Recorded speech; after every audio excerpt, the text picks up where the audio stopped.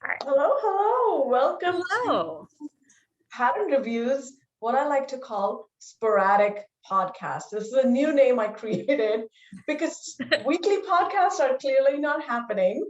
But I still want to chat and I still want to reach out to you all who are listening and watching this podcast. So I am Deepika, founder of Pattern Review, and I have a very special guest today.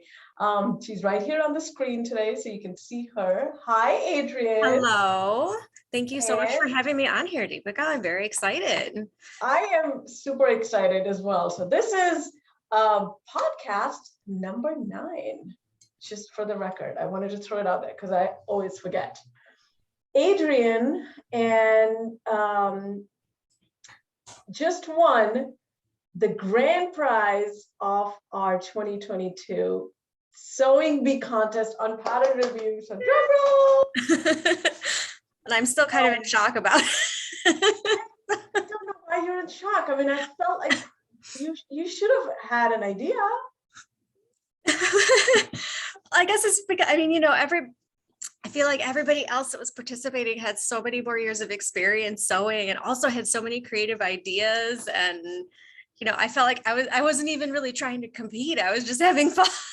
Oh, you hit it on the nail. And for those of you who are watching and don't know about the Sewing Bee contest, it is a yearly contest we run on Pattern Review, inspired by the Great British Sewing Bee and Project Runway, and a lot of our own ideas from Pattern Review from our members, what they talk about, what they've wanted for years. This is a very highly intense contest, which we run for about 6 weeks, somewhere in the beginning of the year, although this year it got pushed back because of stuff happening. So in this is our only judged contest in which we give our participants projects to sew, give them about less than 7 days to sew, document, to actually conceptualize, sew and document all of that in less than 7 days. And then all of those entries are judged by a contest committee, myself and a guest judge. And then each round is an elimination round. So it's a very, very intense contest. And Adrienne joined this contest for the first time, right? Second time. I was in it last year too. Yeah. You were in the last year. Mm-hmm. Oh, now I remember. Okay, so I didn't know your first name. I remember your username. Okay. Dolorousrattus. Dolorousrattus. Yeah. Dolorousrattus. Okay, so let's start with that. Actually, tell me why you chose that username. People have interesting stories, or they're boring like me. Use their first names. This is your name. Yeah. So that's a username that I've used in a lot of different places for a very long time.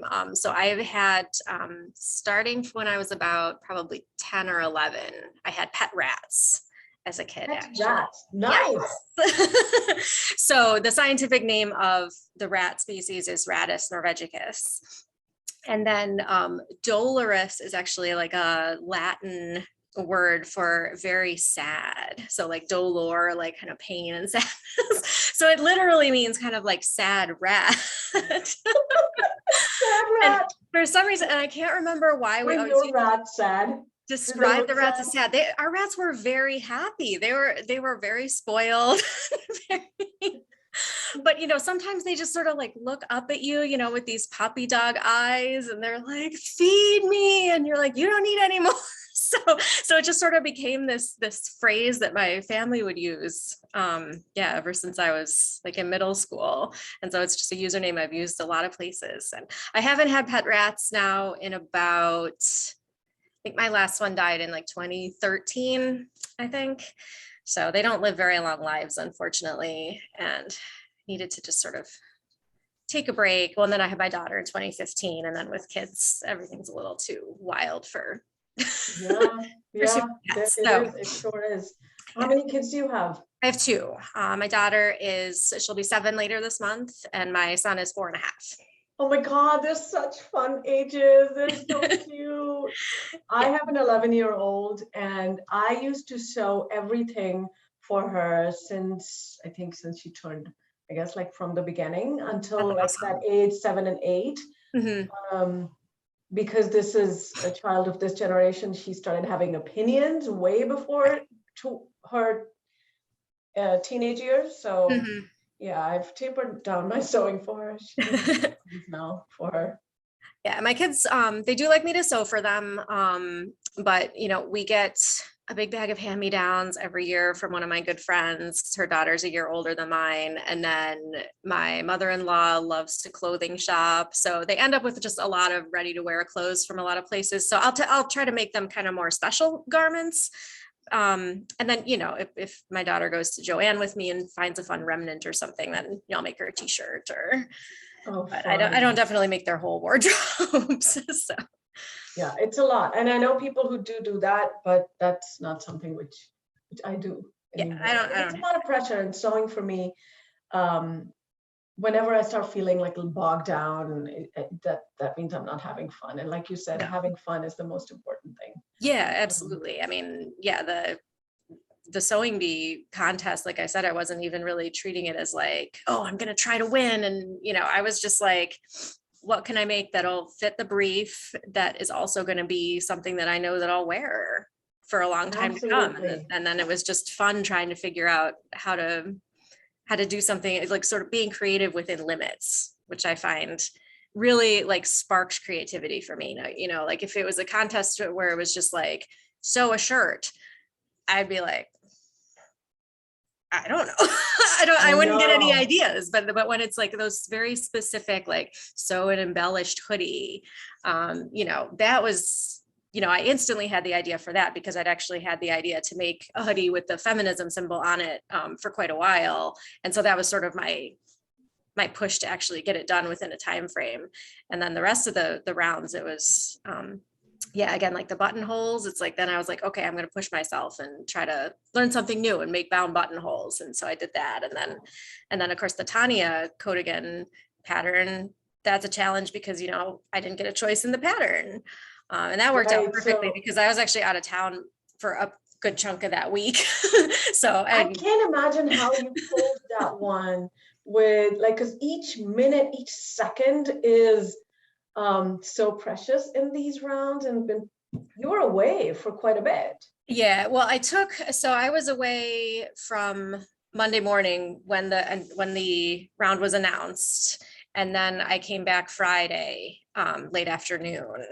So, and I took Monday off from work because I think you did actually give us an extra day this year for the contest. I think it was 8 days that we had, because it was announced Monday morning, and then the review had to be in the next Monday night by next Monday. So I guess like if you include both Mondays, it is definitely 8 days. So so I mean, my husband, he took the kids, did stuff with them over the weekend. Like I had my idea all firmed up, and I think not having to choose a pattern for that round actually made it like that was very lucky for me, because that was already set. I didn't have to try to conceptualize.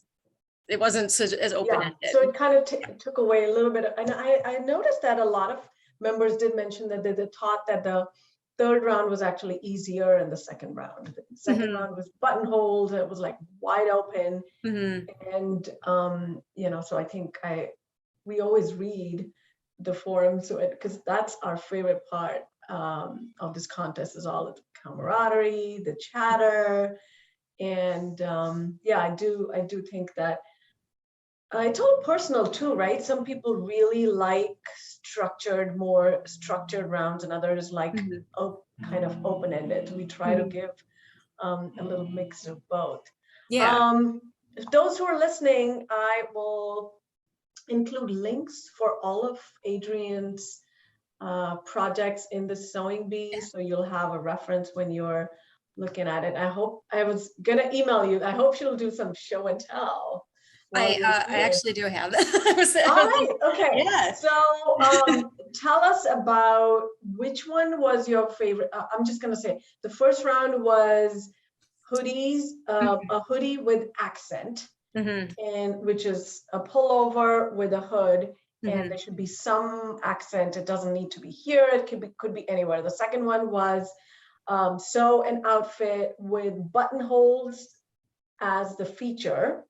And the third one was everyone sewed the Tanya coat, which is generously donated by Jolie Pattern Company.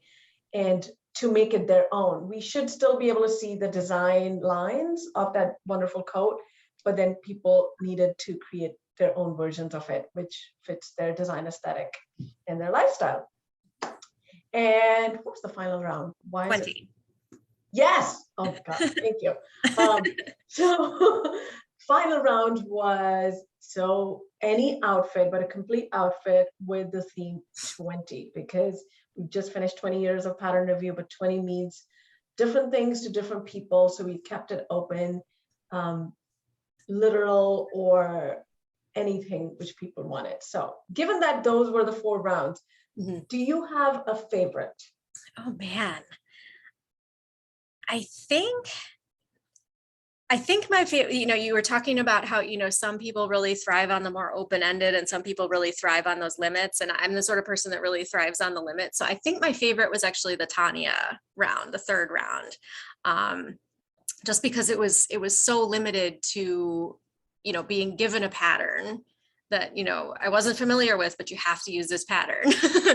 And then trying to figure out how to make that really fit me. And I mean, another lucky thing is that the pattern is already something that I probably would have liked to sew anyway. I know some people on my sew list as well. Yeah, I mean, so I know some people, wrote in their reviews that they struggled with it a little bit because it just wasn't something that was their style to begin with. But yeah, I think given that, and then just, I really just like the idea that I came up with for it.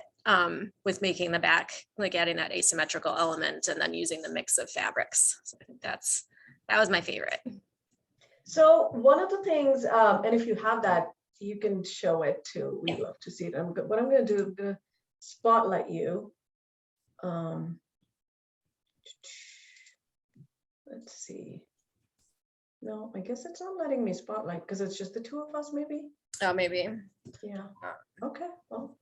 But this is it's kind of hard to see.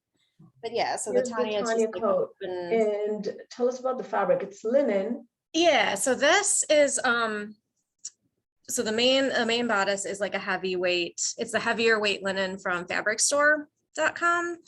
So that is the collar and the front bodice. The sleeves, and of course it's hard to see because it's all black. So black is like the color that I mostly wear. The sleeves are actually like a kind of off black sweatshirt knit that I had. I loved how you combined all these. I love the monochromatic look, but you use so many different fabrics. Yeah, and then the black. And then the cuffs are just a rib knit. And then the bottom where the pockets are, this is this really cool fabric that I got from Marcy Tilton. It's called Dimensional Dots, and it's actually a double knit. So it's 2 layers, and then they're sewn together so that the top black layer, it's kind of gray underneath. The top black layer gets these kind of interesting little tucks in the circle parts. So that's the front part of the pockets, and then the back, rather than having a straight line down the back, because the back on the original pattern kind of mirrors the front, I changed it so that it has this asymmetrical angle to it. So it still has the same kind of angular lines coming out from the middle of the back, but it's coming at an angle and then overlapping a little bit. And then I absolutely love it. So, and then I added my little Kyonashi guy in there because I love Spirited Away, and I like to add him as a label in a lot of my clothes. So cute, so cute. I love it. One of the things the judges and I loved about your projects is, and oftentimes people think that you have to make like an avant-garde or something very flashy to win a contest or just to kind of stand out. I loved all of your understated looks. So elegant and attention to detail. And you did such a great job with telling us about it too in your review and the pictures you took. Everything was clear. There was never a question on what you were trying. We were never confused by your entries, and we were never like wondering what is where, or so that's another thing we appreciated. And I think style is style. It's personal, and if it's we really felt that you truly embraced your style and kind of thought a lot out of the box. And Oh, thank you really, you. really inspired me and so many other people reading your reviews. So thank Oh, you for thank that. you. Thank you. Yeah, I end up having to explain, kind of put a lot of technical things in layman's terms at my job. So trying to explain things in a clear sort of step-by-step way is something that I do a lot in day-to-day life. So Nice. So I'm sure tell that us helped about with. your job. What do you do? What's your day job? So I'm an informatics pharmacist. So I work for one of the health systems in Rochester where I live. And so I basically work on sort of the back end of the electronic medical record. So doing a lot of like clinical decision support, building tools for pharmacists and clinicians to use for patient care, but related to pharmacy. I do a lot with e-prescribing and that sort of stuff.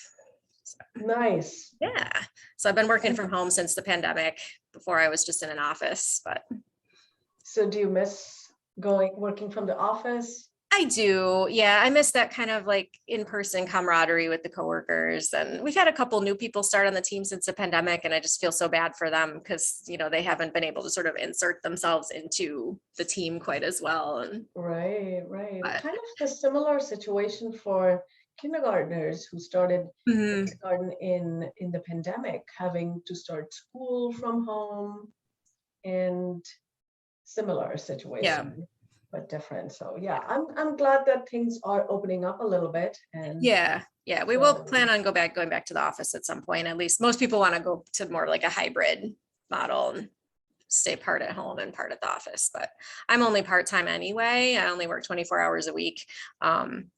So I went down to part-time after I had my daughter and then just kind of stayed part-time since then. So I'd probably go in my full 24 hours and get to actually see nice, people's nice. faces again and actually get to wear things that I sew, like Oh, working from yeah, home. I'm right. like, that's what I like, but wearing a hoodie is great. It's nice and comfy, but I And do it's so miss kind of getting beautiful. dressed up. So it was during round 3, I was actually out of town at a work conference and I took like all stuff that I had made to wear to the conference because I was like, I'm actually going to be, going to presentations, and I actually gave a presentation at the conference as well. So I wore How shit that I wonderful. made Where'd you go for the conference? to Verona, Wisconsin. It's right outside of Madison. Yeah. Yeah. How wonderful. Now, do you have people who sew close to where you live, your family members sew? How did you start sewing? My mom. So my mom sewed a lot when I was a kid. She didn't sew like day-to-day things really. I mean, she sewed for me, it was, like Christmas dress, Easter dress. She would repair things. She made a lot of shirts for my dad that I remember. But she tried to teach me to sew at one point. I don't know if I was like middle school or a little bit younger, but I just like did not have the patience for it at the time. I think I made like 2 scrunchies and I was like, no, this is not for me. But then like, as an adult, I've always had it kind of in the back of my mind of something that I would like to learn how to do. So once my kids kind of went back to school with the pandemic, so they were in a Montessori school. So they were in person actually the whole time. So they needed masks. And my mom was making them a bunch of masks. We had bought a couple masks, but of course, kids' masks, go missing and who knows what. So I was like, you know what, maybe this is a good opportunity to, get myself a beginner sewing machine and start figuring this out. So I got little brother sewing machine back in October 2020. That was my first machine too. Yeah, it was a little brother CS 6000i. It was a great machine to learn on. It was definitely like I liked having the speed control. I think that was one of the things that when my mom tried to teach me to sew, like just having the foot pedal control, it would like take off and like, I don't do well with things like video games like DDR or like Rock Band or whatever, where you have like things coming at you and you have to react to it like fast. I don't do well with that. So with the sewing machine, like if I can make it go nice and slow while I'm learning something new or whatever, then now obviously I can go a little faster now that I know what I'm doing, but, Funny. but prior to that, like a lot of my real life friends are like, how did you pick this up so quickly? If you just started sewing and now you're sewing all these things for myself. But my answer is always like, I think I have a lot of transferable skills because I did a lot of hand bookbinding for like probably the That is last. so interesting. Well, yeah. So like ever since 2010, I took a class in like bookbinding. So not like repairing books, but like making journals and stuff. So like I learned, like Coptic stitch and all these things. So, I mean, I've been doing that off and on for the past like 12 years. And I think just being able to line things up precisely, fold precisely, like manipulate materials, it's very similar to sewing. So even though I'm working with paper and then working with fabric, it feels a bit different. But I think just kind of having muscle memory for manipulating things like in a very similar way helped a lot with the sewing, for sure. I was blown away when I was reading your profile that you started sewing in the pandemic. And you continued on, you just like kept on going, and you entered the sewing bee and you rocked it and you won the sewing bee. It's just, I think your story is wonderful. I love all of the different aspects of art and design work I learned from your reviews, and it really made me, I don't know, very interested in the kind of styles you have and the components you incorporated in your garments, which was just so refreshing. Thank you. And clean and complicated, clean yet complicated. Like your buttonhole round was my favorite. Oh, thanks. It was, that was not like from a distance, you don't really see what it is, but like you included the close-up picture and then the really cool closure you used to really highlight your embroidered buttonhole. So let's see that one if you have it. Let's see. So I've got, so it's this linen cardigan. But then the buttonholes, and this actually just came out of laundry, so it needs to be ironed. But then the buttonholes I did are these embroidered bound buttonholes. So I've got like this kind of whipped back stitch and then some French knots in there. And then for the buttons themselves, I actually used a captive bead ring that's actually normally used in like ear piercing or body piercing as my button. Wow, so it kind of goes through and hangs down from the buttonhole. So it doesn't obscure the buttonhole. So I was pretty excited. I can't take credit for coming up with the idea entirely on my own because I was doing Google image searches, trying to get ideas for buttonholes. And I saw just a close up of, I don't even know what the whole garment was, but somebody who had used an earring as a button. And as soon as I saw that, I was like, I'm going to do that. And I mean, in the image, the earring just went through like a normal like machine buttonhole, but I was like, I'm going to do something. Elevate it. Like, yeah. So have you done bound buttonholes before? No, this was my first time doing bound buttonholes. So you amaze me. I did a practice on muslin, then I did a practice on linen, and then I did them on my garment. So next question for you. What part of the sewing bee was challenging? Any specific round, any technique, or any procedure, process, or anything? So I would say, the final round, I think conceptualizing the final round was the most challenging because 20 is so open-ended. And I didn't really, I went through so many ideas the first couple of days after it was announced, and just nothing was getting nailed down in my head as being like, this is what I want to do. And so that part was challenging in terms of just coming up with the concept. The piping that I did, I wouldn't say it was challenging. It was more just like time consuming. Like once I actually had my idea, actually putting it together went pretty straightforward. I feel like for all of them, actually, I didn't end up having to do a lot of ripping out. It was kind of like it was really nailing down the concepts. The concept, yeah. Yeah. was kind of more mentally a mental challenge. And then just, you know, the timing of it is always a challenge, just having only 8 days to to go from 0 to finished.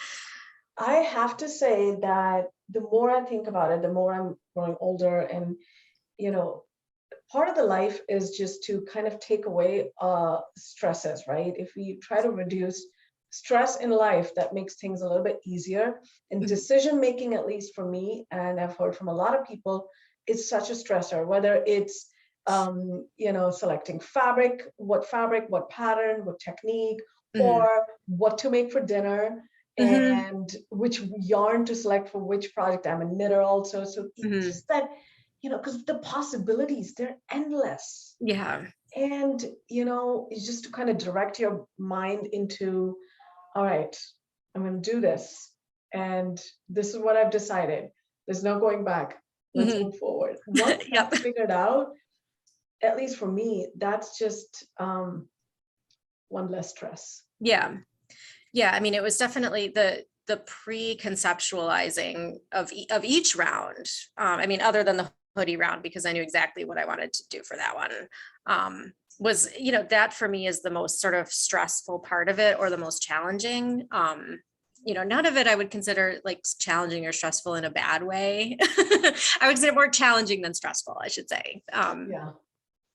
But yeah, like once I had the concepts down for everything, then at that point it was more fun.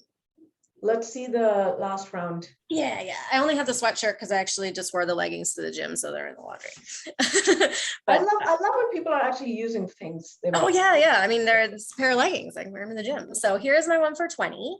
So it's like a tunic kind of dress, like short dress length sweatshirt that and the inspiration for 20 is it's 1920s Art Deco style with the sort of very geometric lines in addition to a circle. And then I also chose a nice green for my contrast color with the black, because emerald green is the stone for 20th anniversary. Oh, wonderful. Yeah, And so I it's got love the piping. thanks, and it's got little inseam pockets. The piping is made out of jersey.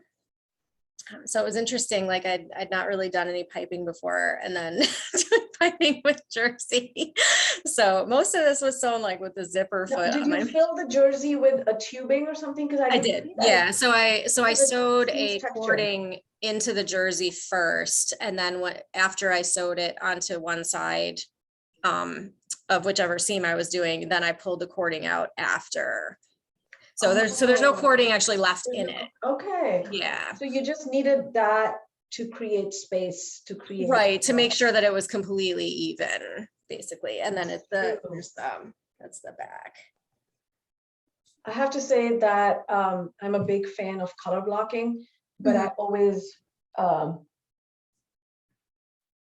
don't know like what colors to use. They could be, I tend to love colors, or I tend to use bright colors a lot. But what you have shown is really, it's just so pleasing to the eye. There's color blocking, definitely you can see different colors, and the piping really, really takes it to the next level. Yeah, it was as soon as I kind of came up with the idea, I had a screenshot of it on my computer of the actual pattern, and then I kind of manipulated it a little bit and added the extra lines, and then I started filling it in with the colors, and I was like, this isn't going to look really Art Deco unless each one of those seam lines has like an actual outline to it. Because, with Art Deco, there's so much of it that's like those very fine geometric lines, very like close together and all that. And I was like, I'm going to need to add some sort of contrast into the seam lines themselves to really get these to stand out on this garment. And I was like, well, piping's going to be the way to do that. So I guess I better figure it out. Now, you may not be able to do this right away, but like something to think about. Did you stop to think how many new to you techniques you incorporated in this year's sewing bee? Yeah, so I kind of I thought about that as I was writing my final review for round 4, because I was like, I think that there's something new that I did in each in each round. Yeah. Cause the first what, so I haven't really done a whole lot of machine applique before. So I actually used, so this is like a velour fabric. So it's kind of, so I interfaced it to make it a little more stable. And then I used like the open toe foot on my machine. So I hadn't really done that before. So that was new. And then for round 2, the, bound buttonholes, brand new for me. On round 3, I had not really done much with like modifying seam lines on a pattern. So turning the back asymmetrical and figuring out what I needed to modify on the pattern was really kind of the new thing for me. And then piping with round 4. So definitely learned something new in each round. So it was fantastic because, all of those things are probably things that I would have just put off. Right. And not really done yet if it hadn't been, the push of the contest. So that was really a great experience. Cool. So do you think that this contest, or will you really join Sewing Bee next year? Well, I guess it depends on my schedule. So I'll probably, it's kind of like this year. I mean, I actually said in my first review of the hoodie, I was like, I wasn't actually even planning on joining this year, because when I looked at the schedule, I knew that the 3rd week was when I was going to be out of town at the conference, because that was already all set.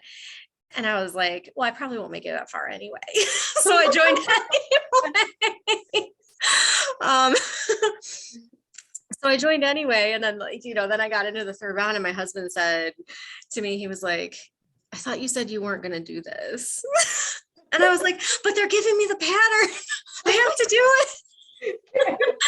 That's a free pattern. Come on, man. I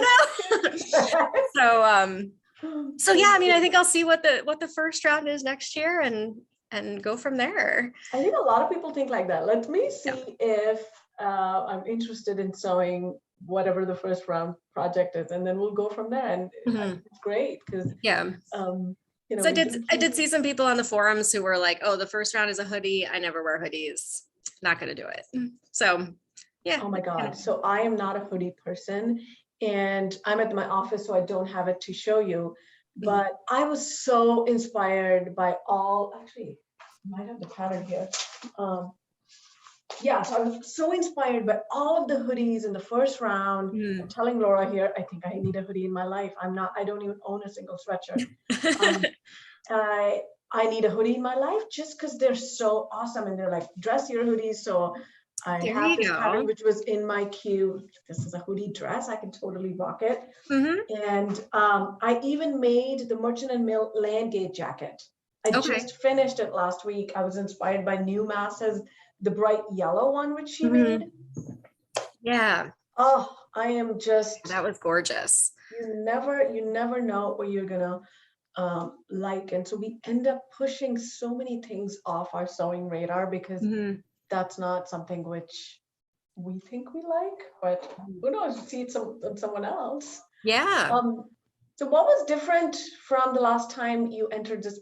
I'm guessing it was last year or year before. So it was 2021 because I started sewing in fall 2020. So it was the spring 2021 Sewing Bee that I entered. So the first round was the Unique to You pajamas. Yeah. So I made actually a hoodie because at the time, so I had a buzz cut for a couple years, and all winter and fall and most of spring, it's pretty cold here in upstate New York. So I was like really cold all the time. So I basically would sleep in a hoodie all the time over my head to keep my head warm, kind of like you see people wearing like nightcaps and stuff. It's basically me. So I sewed a hoodie and some pants for that. And then the second round was the recycled denim round, which was very challenging because I wear jeans basically every day, like ready to wear jeans, but I don't wear denim otherwise. So I just couldn't come up with a good concept of what to make for that round. I ended up making a vest for my daughter, and then like a little water bottle carrier. So it was a fun project, but it wasn't that sort of like, oh, I'm making this for me and I'm really passionate about it. And then I got eliminated that round. But but yeah, no, I mean, it was a really fun experience last year. And so I was excited about seeing it come up again this year. And then a little hesitant to join this year because I knew my schedule was going to be wonky, but yeah, it's Nice. definitely, it's fun participating in sort of that like elimination, like judged contest. Oh my God, that's so not my jam. I'm not a very competitive person. I do compete with myself though, but Yeah. when it comes to others, I don't. That is not something which drives me, which motivates me. But I love to see when others like. It's just so friendly, and Well, it doesn't feel like a competition. I mean, I think it really doesn't, right? if it felt like people were trying to like one up each other, or No. that wouldn't be fun. It's just like a bunch of people having fun and pushing themselves and challenging themselves and, helping each other out, and really good conversation. And yeah. Oh, I love it. I mean, we've been doing this contest for about, what was it, the 8th annual, I think, 8 years. And it's, I've really enjoyed seeing people's styles grow. People grow into their own styles and how their sewing has evolved over the years. So that's really important to me for Pattern Review, that it is a platform which helps people kind of hone into their own style and skills and always learning. Because I mean, even though it's sewing, but there's so many things to learn. Oh And yeah. there's so many ideas and concepts. I think this was probably like in between the lull of a few rounds, but you had posted a review of this color blocked boxy top, which was a tutorial of these like beautiful desert shapes. And so I downloaded that tutorial and I'm like, this is so clean and aesthetically pleasing to be able to use different fabrics, and it goes in with my, right now I'm really thinking about sustainability. I don't really need too many clothes, and I don't have linen in my closet. Like, went up to my husband, like, what about a few linen shirts which you have hanging around? And because he never throws or gives away anything. So right. 550 shirts, which he doesn't wear. Can I just cut up one of those and make that? Yeah, that's perfect. No, and I saw Maria, MVI 14, she made one then too, I think a few weeks later, out of some gorgeous linen remnants. Oh my God. And one of the linens was what is that Japanese company? Why am I forgetting it? Nani Iro. Like this, and it's so, she used print in one of them, and the other two were just plain linen. I need to start sewing more with linen. It just, I have a few linen dresses which I made, and they're the ones I wear in the summer throughout. Yeah, I mean, I use linen in 2 of my sewing bee garments because I had gotten a bunch from fabric store, and I mean, it's been wonderful to sew with. And, I was always a little afraid of it because, like, oh no, it's gonna be so wrinkly, but it really hasn't been. I mean, throw it through the washer and dryer. The only time I iron is when I'm actually sewing. Yeah. To press the seams, but after that, no, I just hang them right out of the dryer. So. Yeah. What advice, if any, would you have for people who haven't entered a contest on Pattern Review and they want to? I mean, I would say just, if you're feeling hesitant about it, just do it. I mean, it's not like there's any negative consequences to it. So, I mean, and I would say treat it more like a personal challenge rather than a competition. Because if you start treating it like you're trying to actually win against other people, you're not going to have fun. But if you treat it as a personal challenge, like I'm going to learn something new, or treat it as a challenge to, be creative within restraints, then, you'll come out with something that you really, a garment that you love. And I think that's especially for the sewing bee. I mean, the other contests, the monthly contests that run, those are a little bit more open-ended and a little bit looser because, so something with the color of the year, or like the so retro one. I mean, your choice of pattern and theme and everything is pretty you're going to sew something that you want to sew anyway. But I mean, especially for the sewing bee contest, even if you end up in a round that is not something that you think you would like to do, I mean, my advice would be to just, especially if it's round one and you're thinking of joining or not joining, my advice would be to just join anyway and see what you can do creatively to make it something that that you will wear and love, rather than just trying to fit the brief. I love it. I love it. I think that's two things you said, which are good to remember. There are really no negatives. There's nothing negative about it. And the second thing, do it anyway. If you're thinking about it, hesitant, do it anyway. You never know what you might learn. You never know what you might enjoy. And we're all looking for something fun and creative to do anyway. So do it anyway. So to all those listening and watching, here's our advice to you. Enter a contest anyway. So because you never know what you might enjoy, or even if you don't enjoy it, then you know what not to do. Yeah, So exactly. Either way, it's a win-win. Yeah, you learn things from things that don't work out too. I mean, you learn from making mistakes and learn what you like and don't like. Absolutely. Yeah. Well, thank you so much for chatting with me. You're so Adrienne. welcome. It was wonderful to talk to you. I hope we meet in person soon. Yeah. Hopefully there'll be like a pet. What is I'm planning a PR weekend next year, and it will be on the East Coast. And I've kind of narrowed down the date, but I'm talking to a few venues because that's what's challenging right now, because everyone's out doing things and things get booked up. So I'm planning way ahead in advance. So nice. Well, I will be. That doesn't make sense. Way ahead. I'm planning way ahead.